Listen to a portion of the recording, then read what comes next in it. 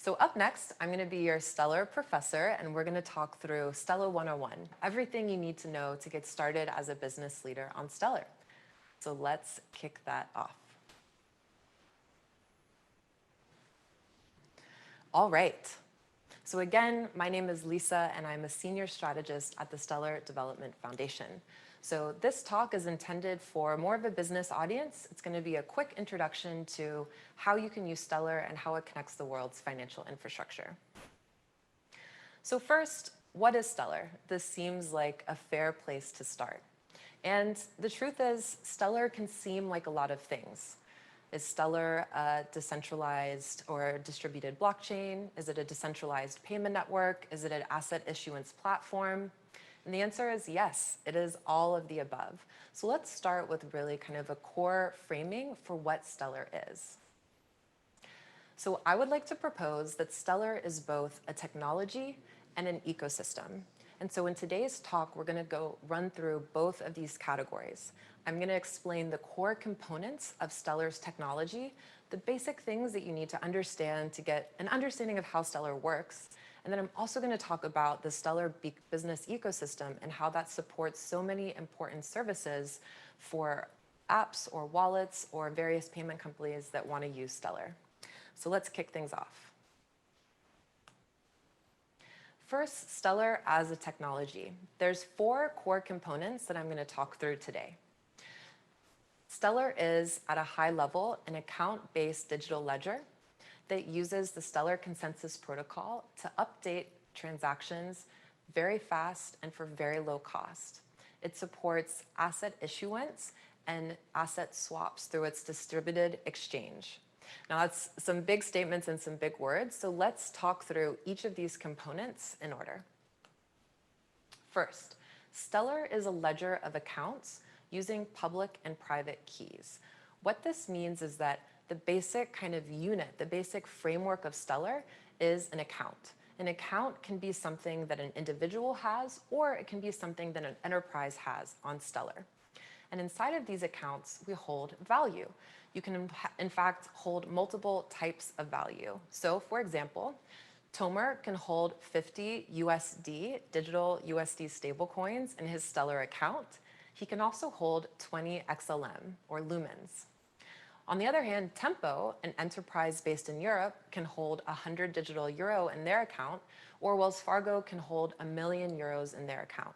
So you can think of Stellar as this global universal ledger where individuals and enterprises each have their own account for which they're able to store and record value. Now, importantly, each of these accounts has both a public key and a private key. So the way that I think about this is a public key is kind of synonymous with an email address. It's the place that you tell people to send or receive money from. It's kind of, it's your local address that you can share with anybody. Your private key is more like your password. It's something that you never want to share with anybody because it gives them access to your account. So you use your private key like your password to sign transactions, and you use your public key like an email address to tell people where to send the money. Now, within Stellar, there's a lot of really great tools to help secure private keys. And I think it's also worth noting that as a business, you can set up a wallet or an application service in kind of 2 core ways. You can make it non-custodial, meaning any of your users, whether those are retail or enterprise, can each have their own Stellar account.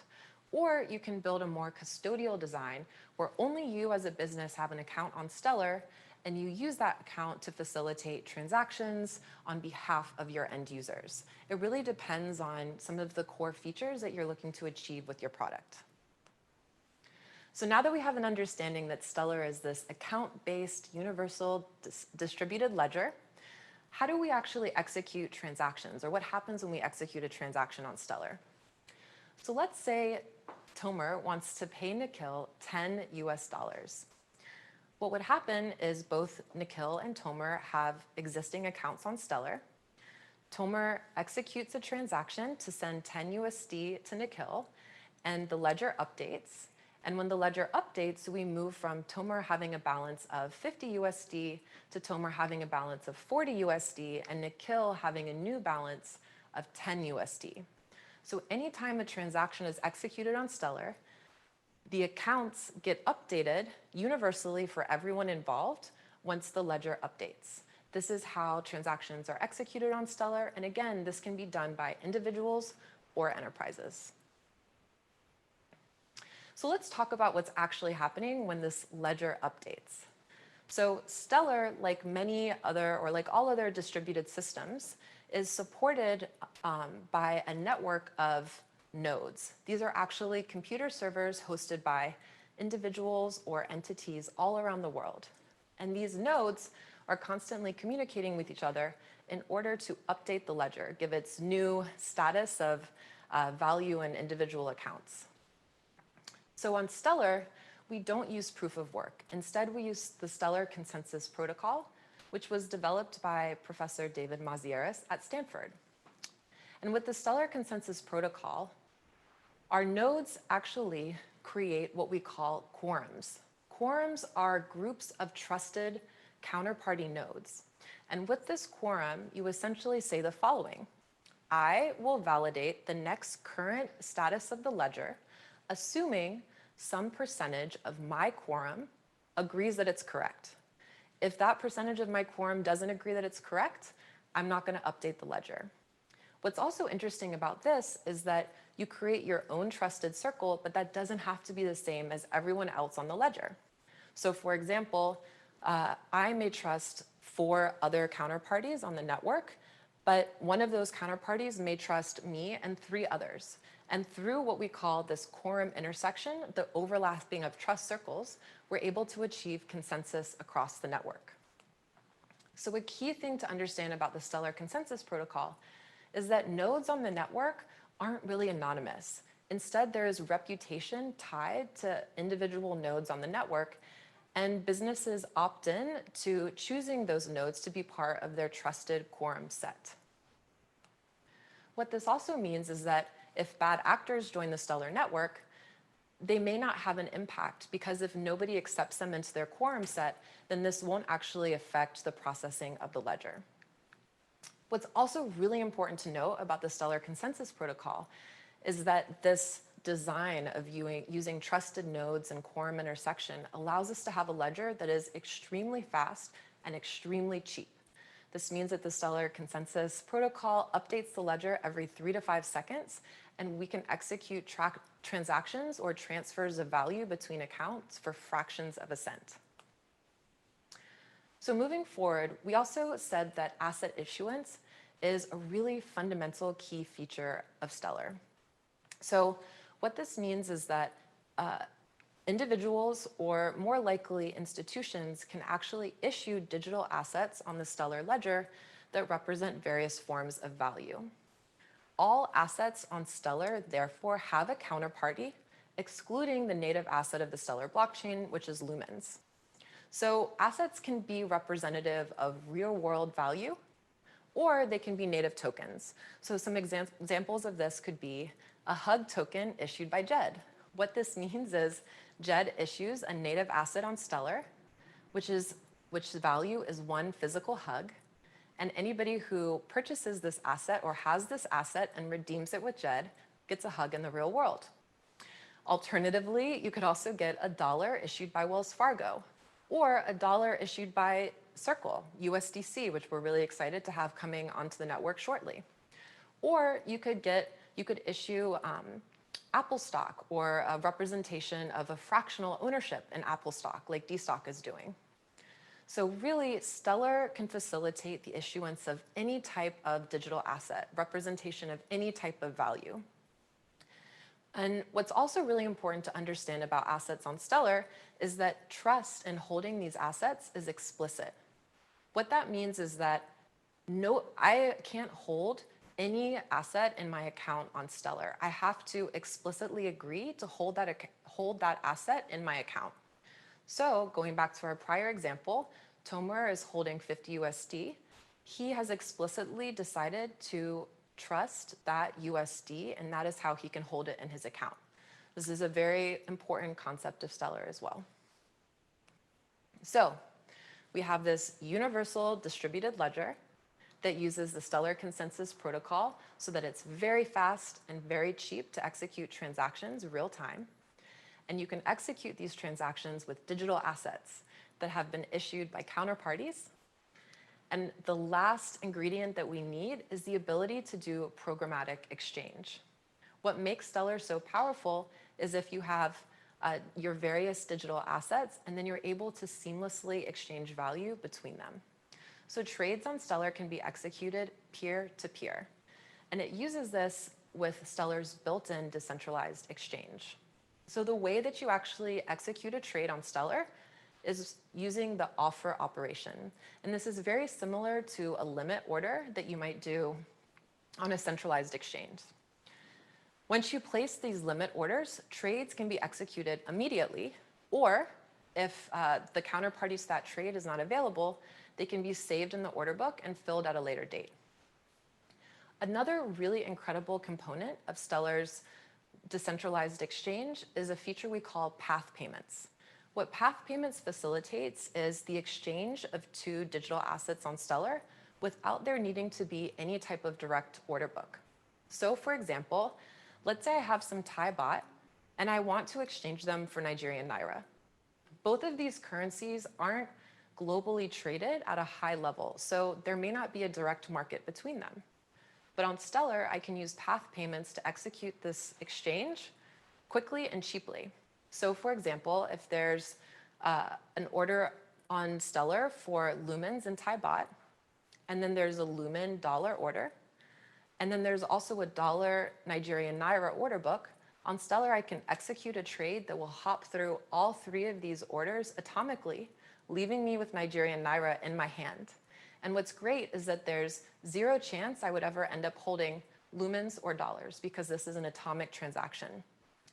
This ability to programmatically exchange digital assets is a very powerful feature, and it's what underlies our ability to do things like cross-border payments.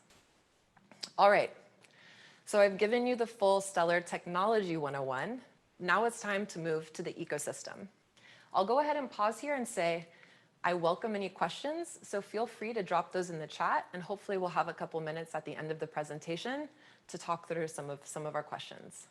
All right, so Stellar ecosystem. Some of the core concepts we're going to talk through: the Stellar Anchor Network, how liquidity works on Stellar, interoperability standards, as well as our blossoming service ecosystem that's providing so many important services to businesses on Stellar. All right, anchors are an incredibly important part of Stellar's infrastructure. They bridge external value networks and the Stellar network. They do this by facilitating deposit and withdrawal of value between networks.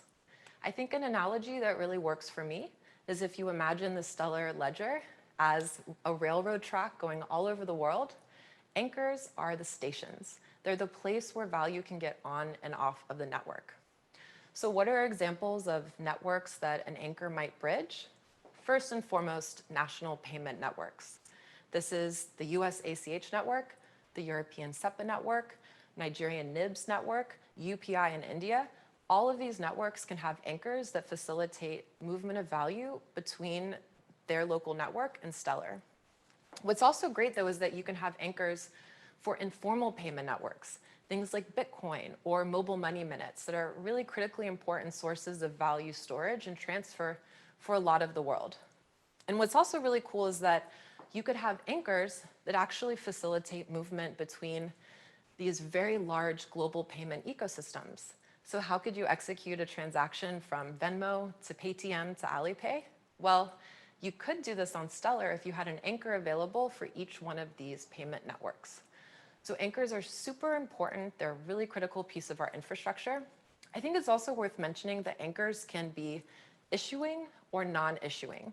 What I mean by this is an anchor can issue its own digital token, which it uses to move value in and out of the network, or it can use a third-party token.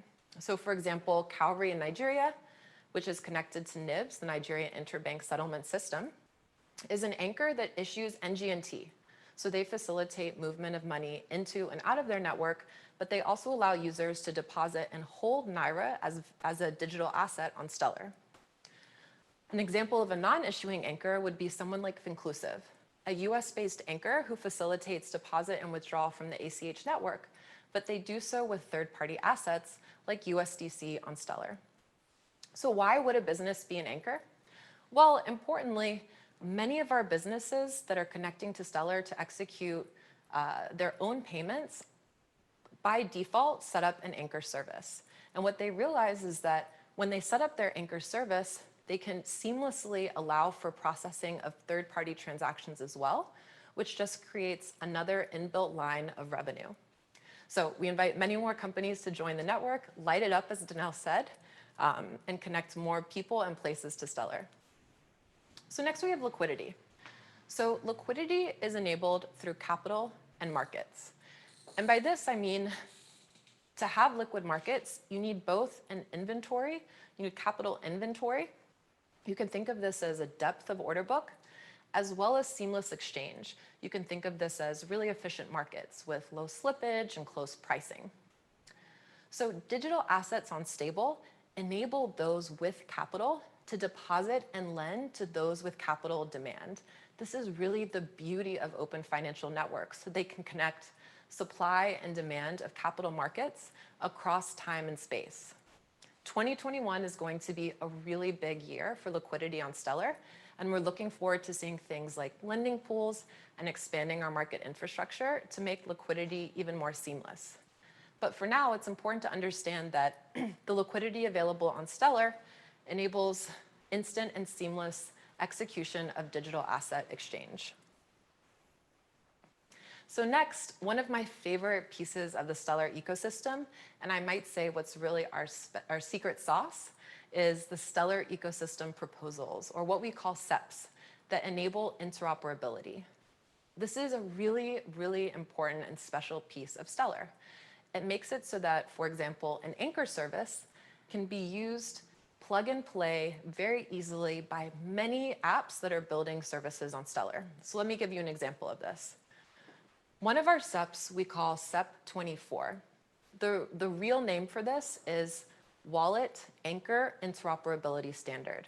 What it means is that if I'm launching a Stellar wallet or a Stellar powered wallet, and I decide that I want to be able to add many anchor services so that my users can do deposit and withdrawal of value anywhere in the world, then I may choose to follow SEP 24, the Wallet Anchor Interoperability Standard. So I build my wallet, I make sure it has this standard, and then I can go onto the Stellar network and seamlessly plug in any anchor service that also follows this interoperability standard.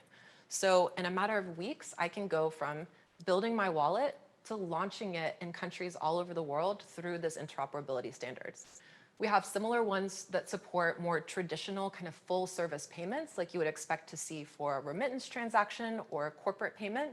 And we also have SEPs that focus on compliance and KYC exchange between anchors. So what this all really accumulates to is an unbundling of the payment stack. On Stellar, building a fintech app can really mean just building an app. You can focus on creating unique, specialized, customized experiences for your target users and leverage the Stellar ecosystem for assets that store value, anchors that can move that value on and off various networks, as well as markets that can facilitate seamless exchange. The network effects that we're developing, along with these interoperability standards, really lead to a diverse ecosystem of as-a-service offerings, compliance as a service, liquidity as a service, stablecoin as a service. You can launch a fintech app, build in all of these services, and be ready to go to market faster and cheaper than ever before. So, this is my Stellar 101 presentation. I hope that it's helped you orient yourself some around how this network works. So what should be your next step as a business leader, a co-founder, an entrepreneur who's looking to build something on Stellar? Well, I would invite you to take this 101 introduction, go to the stellar.org website, and click on that Learn tab. We've just released some new content. I specifically like Stellar for remittances, which I highly recommend you check out. This way you can take this background knowledge and then apply it to a specific use case like remittances to understand how you might launch a product facilitating global remittances on Stellar. I want to thank you all so much for your time. And if you give me a minute, I'm going to see if we have any questions.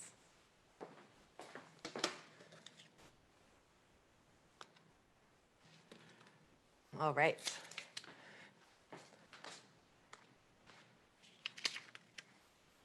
I hope this pause is helping others to add some questions. All right, let's see here. What is it like working at Stellar? Well, that's an easy one. I'll go ahead and get started with. Working at the Stellar Development Foundation has been an absolute pleasure. I joined here in 2016. I was not a self-proclaimed blockchain expert, but I was very devoted to financial inclusion and making financial systems more equitable and accessible.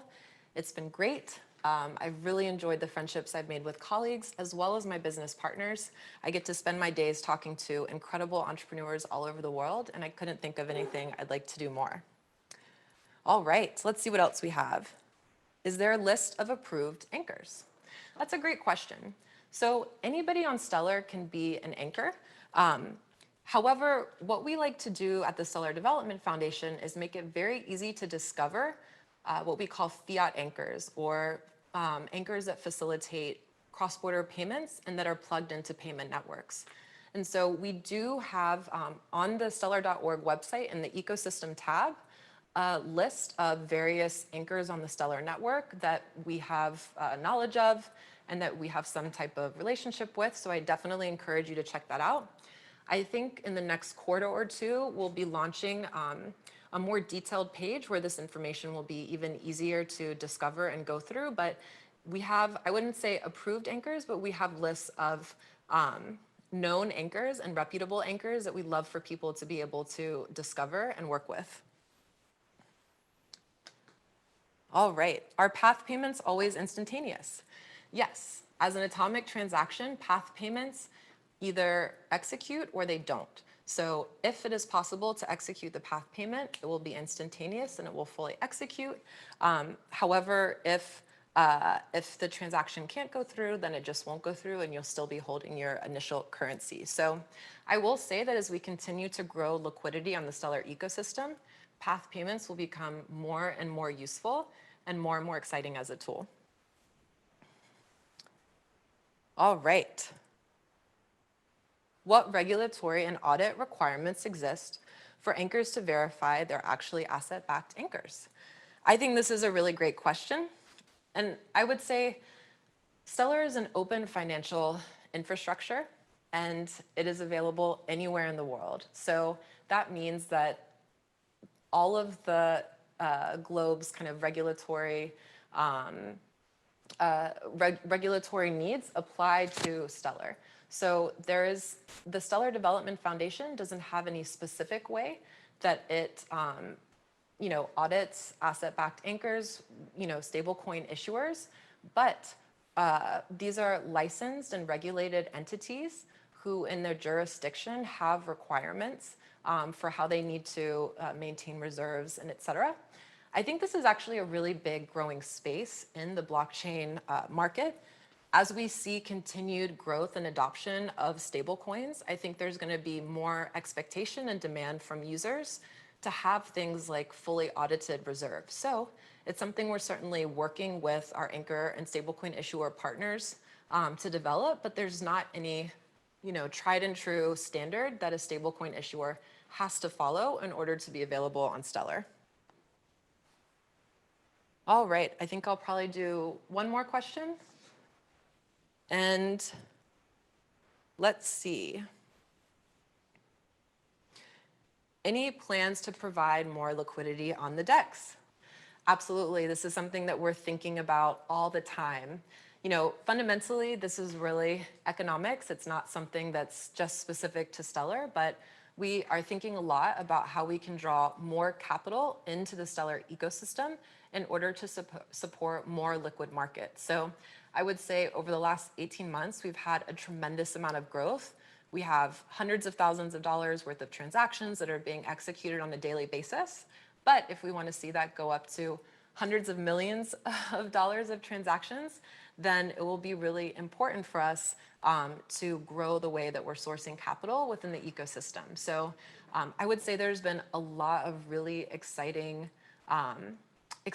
growth in the Ethereum ecosystem, and we're trying to learn as quickly as we can and try to take some of the best practices and bring them onto Stellar. Because really, there's a tremendous amount of opportunity when you have things like USDC or Euro assets that exist on the ledger, and they are accessible by people all over the world, including many emerging markets.